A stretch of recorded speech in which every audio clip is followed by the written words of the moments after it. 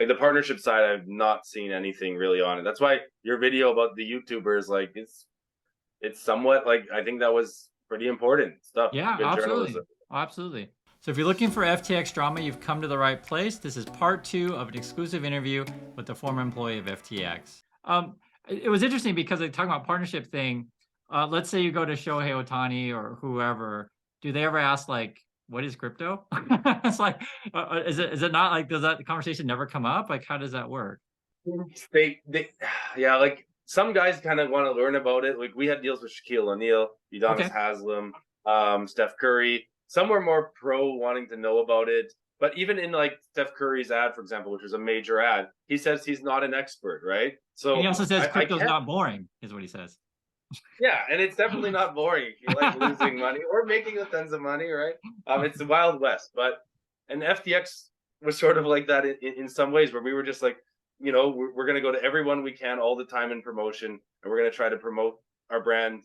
And some of the ideas, like I can share with you, like Mhm. they had this idea of let's buy a blimp, so it's called the FTX blimp, and Okay. go over festivals and airdrop tokens to people and things like that.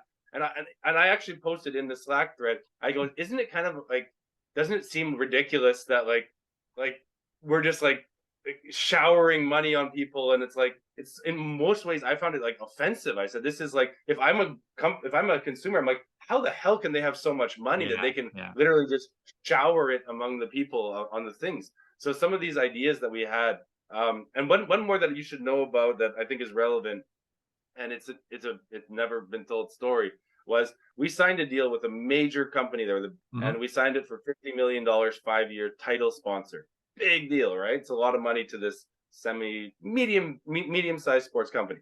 Um, but then basically a month into the job, I just signed. Okay, I'm working for FTX. I'm start working with this group. Sam then says, "Oh, the company has involved in fighting. So it's a $50 million deal, and then Sam signs it, his signature on the deal, and then about a month later, he goes, "Oh, you know what? I don't like fighting." And we're like, "What? This is they have Mhm. esports, they have other Yeah. things Yeah. too, they have a Netflix show." And he goes, "No, I just don't like fighting. Like it's a bad idea. Get out of the deal." And you And we were signed the like, "We just contract signed it. already. Yeah. We signed it a month ago. We're supposed to go live on it." I was in the event, ready to. I was at the event, and we weren't allowed to put our logo on because Sam told us pause, pause, pause. Then basically, yeah, we get out of the deal. We paid $25 million to get out of the deal. Now, how financially irresponsible is that? Right. That you didn't even have time to know. Either he lied about that later, finding out about the "I don't like fighting" as an excuse, Right. or Right. he actually didn't pay enough attention to it to even know the $50 million that he had signed. So both are stupid, right? One is more nefarious, I guess, but one is like shows stupidity. But that's sort of how something we did there that was flabbergasting to me, like about how you could be that dumb with money. How do employees respond to that when like your company is just throwing away money? I mean, as an employer, you're like, well, just give me the money. Like why are you just dumping Yeah, I it? mean, that was really low on morale because people had worked really hard. Yeah. The Yeah. group that we Yeah. came in with also was like coming in with good intentions. We were going to build out an NFT catalog with them. We were going to do like tons of different promotions. I had contracts with some of the fighters that I was building out because as Mhm. part of our deal, we got Yep. contracts. So Yep. I had the meetings with these guys. We were Yep. thinking we're doing legitimate business, and then I get told like arbitrarily with Mm. no reason. Like, oh yeah, we don't like it anymore. I'm like, Yeah. it's a month old. Like, how can you switch Yeah. your opinion so quickly? Yeah. So, or maybe it was 2 months total because we were negotiating for a while, but it had been signed for about a month. So we were going in. Everyone's going in with good faith, and then you get told, yeah, just get rid of it, and it's embarrassing because I had to relay the news to I these understand. companies, and I did this with other agencies, and I was like, I'm like, I'm embarrassed. I'm like, I'm sorry. Like, Mm. this is what the Mm. company says. Mm. I can't do anything, right? And they were like, you get screamed at and yelled at, or not. Right. Most people were polite, but they were pissed off. I'll say, right? They were like, Yeah. "What do you mean? Like we timed you guys as a multi-year partnership, and you're Yeah. telling us this, Yeah. and this happened. This was a trend." So that made morale pretty low, Yeah. pretty low. But you'll notice a key thing about this is a person that was appointed to was the girlfriend of the number two Nishad in the company, Hmm. and she was basically like the hatchet person, right? Who Oh, would go in, yeah. interesting. So she came in and she was like the let's get out of it, because clearly if you're dating number two and you live in the same house as Sam, Hmm. you would know a lot of the real reasons of why things are wanting to get done. So Hmm. she would, the person that was doing a lot of Right, these right, right. semi-arbitrary, you could tell it's coming from Sam, right, directly to her, and it was God's word or whatever, right? Like this is gonna happen. So that's sort of how it works. So the people who like I noticed in FTX, like the more competent you were in a lot of things, the more likely you were gonna get fired towards the Yeah, end, right? yeah, yeah. Well, The I mean, that more the happens in more organizations that are run by inexperienced or young people. And if someone who is experienced and, older and just knows that, wait, this isn't how most companies run things, and they're like, I don't want you to question my authority, because it just makes them look bad. Um, well, in terms of like looking bad, just funny segue into what's going on with legal. Is there a legal department? I mean, there should be, because you're signing contracts, you're writing contracts, things need to be approved somehow. Like, how does that work? Yeah, so we had a Slack channel with legal, and if I wanted Okay. to have a, let's say, a call with them, I could get on a call. So we definitely had a legal department, Were because these we had to experienced write people tons or of. young people, the legal? The legal seemed experienced. I don't know, but the head guy, I know he has some ultimate bet connection or something like that, or have you heard about that? Like the one of the lead counsel. Share, please share, please share. Well, the ultimate, this one is like, yeah, some of the guys on the compliance team was the former head of the compliance of Ultimate Bet, which was the biggest poker gambling fiasco ever. Basically, it was this software they wrote that they could see the hold cards called God Mode, Yeah, so they could play yeah, poker and see it. You can Google Ultimate Bet, and that yeah. same guy, I don't know his name offhand, but he was also working for FTX. So you're like, huh, why would you have your head of compliance working for a previous fraudulent company? Kind of makes sense. But the lawyers I interacted with Yeah, were yeah. all normal, hardworking, good. We'd have to write tons of, let's say we do sweepstakes, right? We'd have to write all the different terms and, legal terms. So I would Mhm. get them. After I did a sweepstakes or whatever, I would then send it to legal. I got the answers within the day, kind of thing. Like it was functioning legal team, yeah, and competent, yeah. We're looking back. Would you still would have done it again, in your opinion? Um, That's a good question. I have, as I say, I have really interesting memories of working there. Right? You feel like at the time you feel like you're building towards something really Yeah, special. yeah, Um, but professionally, I mean, as I say, it cost me tons of money because I had a lot of our salaries are paid onto that platform, right? So all yeah, my money yeah. was stuck. So I basically worked for Oh, so you free. guys are screwed too, then, essentially. Oh yeah, the employees got screwed more than any person on the company. Oh, As I said, many people had equity or that's an they weren't important getting point. paid, right? Yeah, So yeah. employees got more screwed than anyone by far. Like it's not Ah, close. I know most of my friends who are worked there, they're mm, all wiped out of all their money, right? Because a lot of them hosted all their crypto too, and a lot of these guys were crypto people for years, sure, right? But they sure, lost sure. years. I mean, I got a friend who lost $20 million on this thing, right? And Yeah, he's got yeah, that's 80+% of his money. So he was wealthy, but then he loses 80% of his money or something like yeah, that. yeah. And it's like, and he's an employee, and it's like, yeah, it's gone, it's burned up. So employees got screwed more than Mm, more than the public. But that said, like everyone got screwed. Who, if you had 10 grand, that's the guys I feel the worst for, right? It's like that was a really important chunk of money to a lot of people. They entered mm, cash dollars, and yeah, one of the things I found the most deceptive about the whole thing was that whole 8% interest on stablecoin or on dollars, right?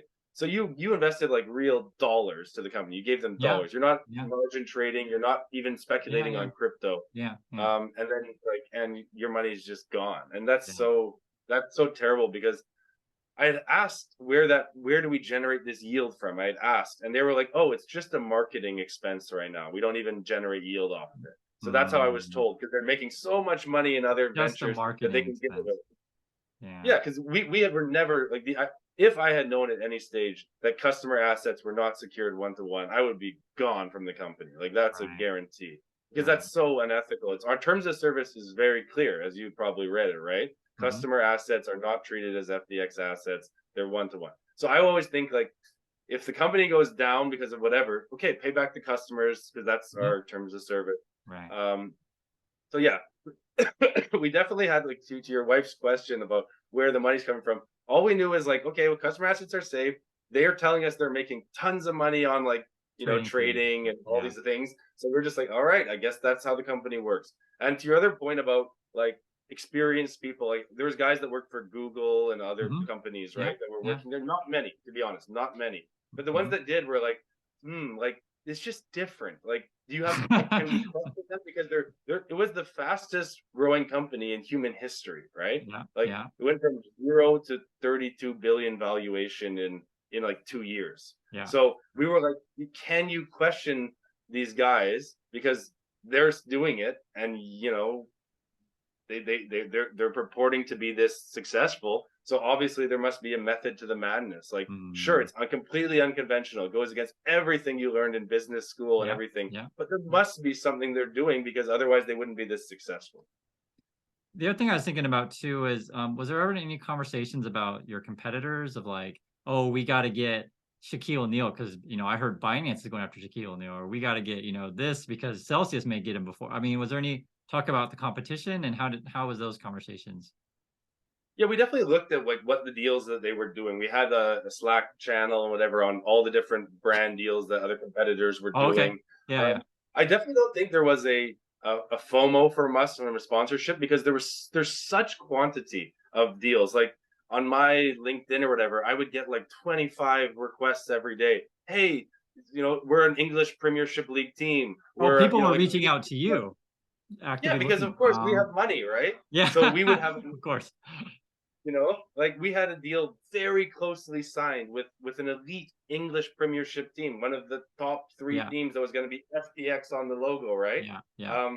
So they had flown over to the Bahamas to meet with Sam. It got that far along. So we Yeah. had deals in like that deal was like I can't remember how many Mm. hundreds of millions, but then we had naming rights stadiums for other English Premiership. We had India cricket reaching out to us, Mm. F1 drivers, Mhm. every athlete that you can imagine was trying to like reach out to us in a certain respect. So the FOMO probably is not there because the quantity. So that's why Sam, basically anyone who was anyone almost except for you maybe would sign with FTX, Yeah, and yeah. like there was no like it was easy to do that because they were like, yeah, you're gonna pay us tons of money, we'll take a deal.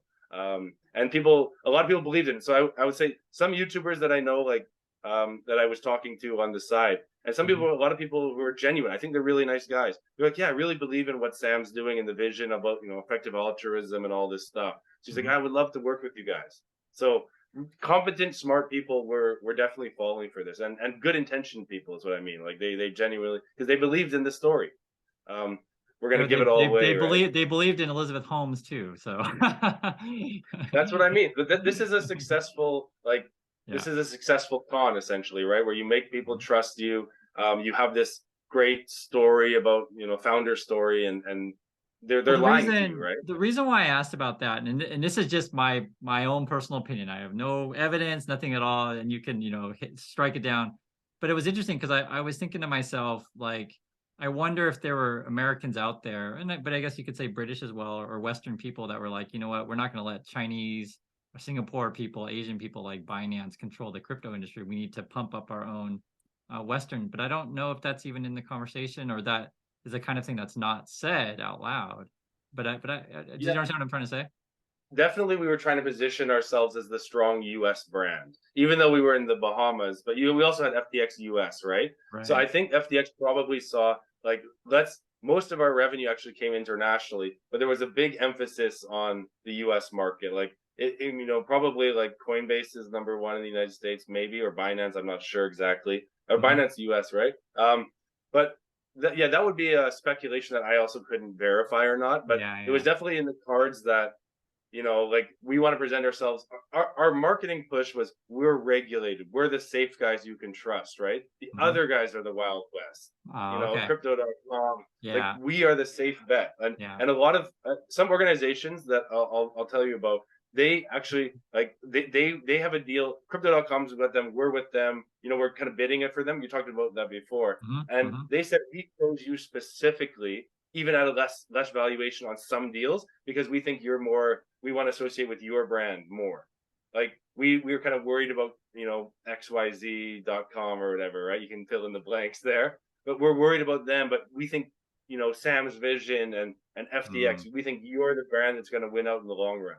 So some deals would partner with us because they had more trust in us.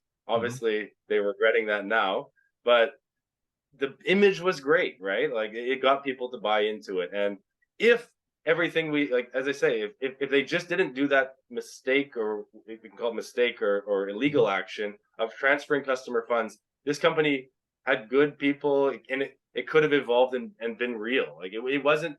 That's why I'm saying I don't believe that it's like a Ponzi from the start, Right, but right. there was if and I don't know the answer. If there was deception from the start, then it is right. Then it Mhm, was. mhm. But I guess we'll have to wait and see on the court because I don't know how early it started. I wonder if it's he made a mistake somewhere along the line and then tried to cover it, or if the Mhm. whole thing was set up from the very beginning. Which it's actually looking like that might be the case. But maybe Yeah. you're digging into it, try to find it. Also, watch some of your videos in the future to Well, keep up to date.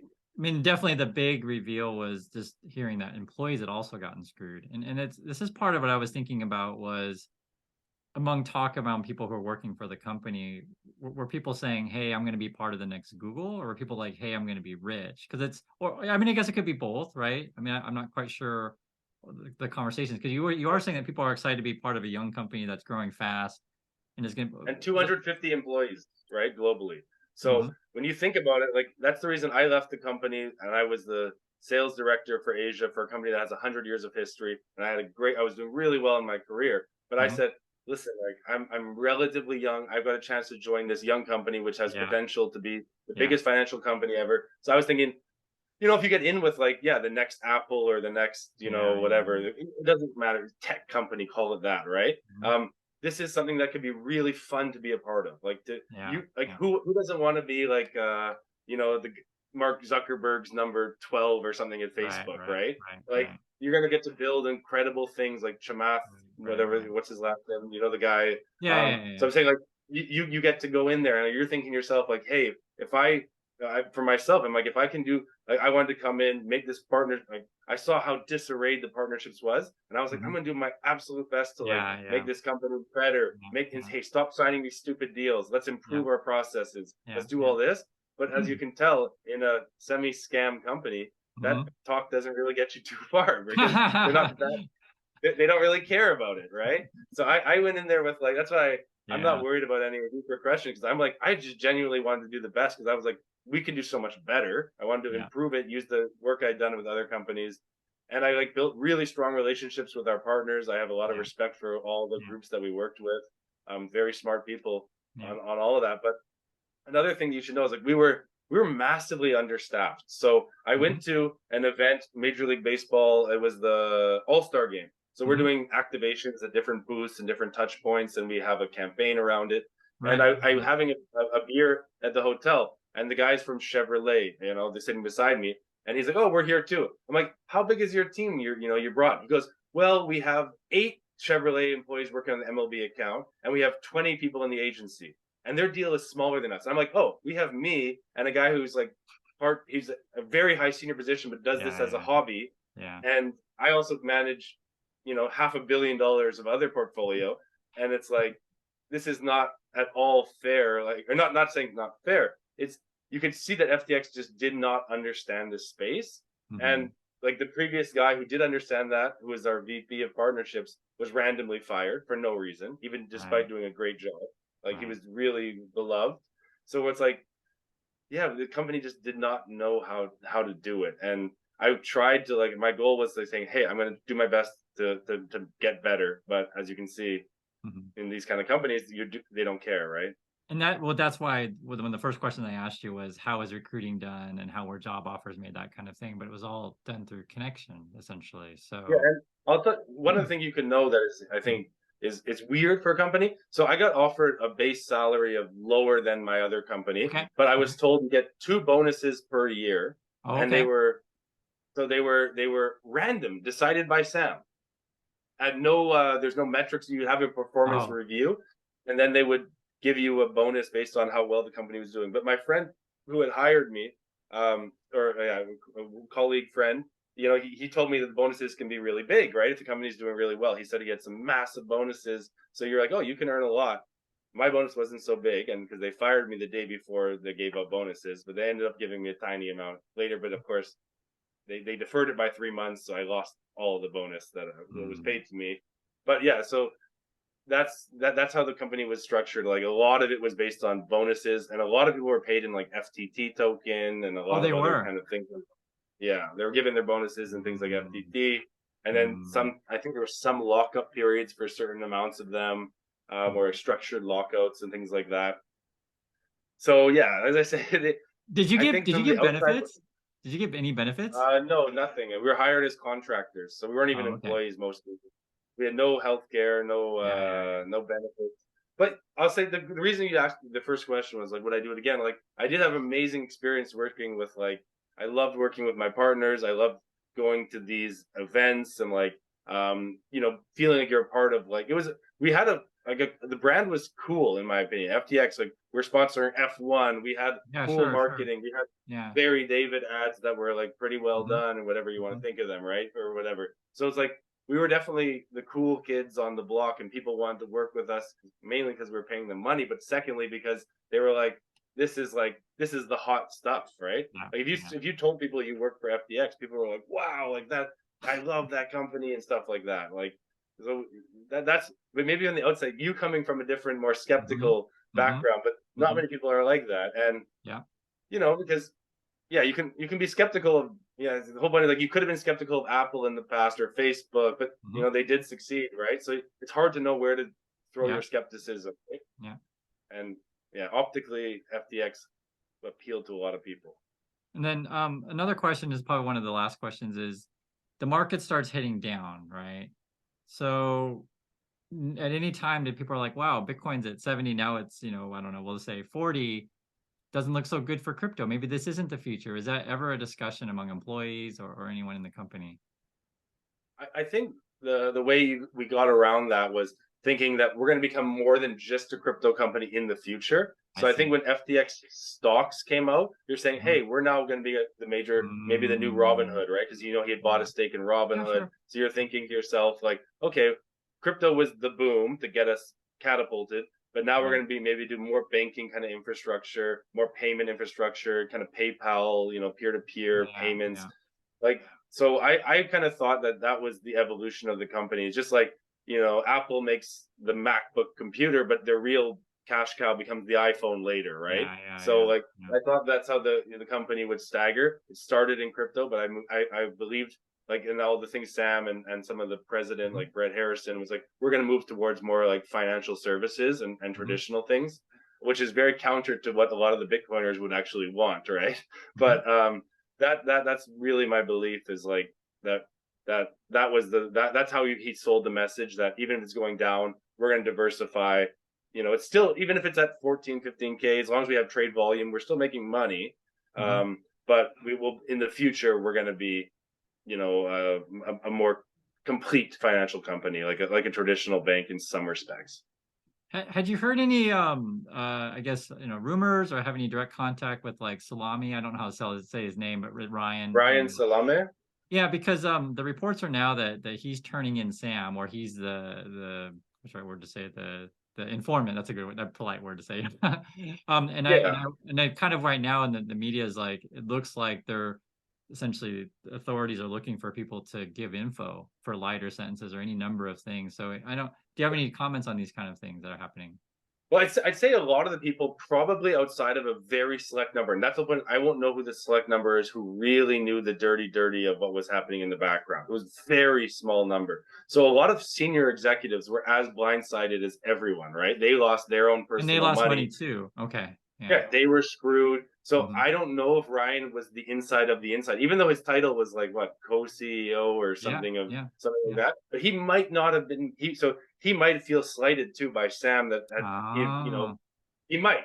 That's a Yeah. speculation. Yeah. Or he Yeah. actually was on the inside, but he wants to cut a deal to spare himself. So there's both options are I equally see. I plausible in see. my opinion right now. Yeah. But I can Yeah. picture a lot of the guys like because I got in the crypto Bahamas, I'm meeting all the senior executives, the president, um, Brett Harrison, who left suspiciously a month or something before. But you're basically, yeah, you're wondering to yourself like who knew what, and if you didn't know and you're a pretty high up guy, you're pissed off equally to you've been lied to by your manager or your boss, right?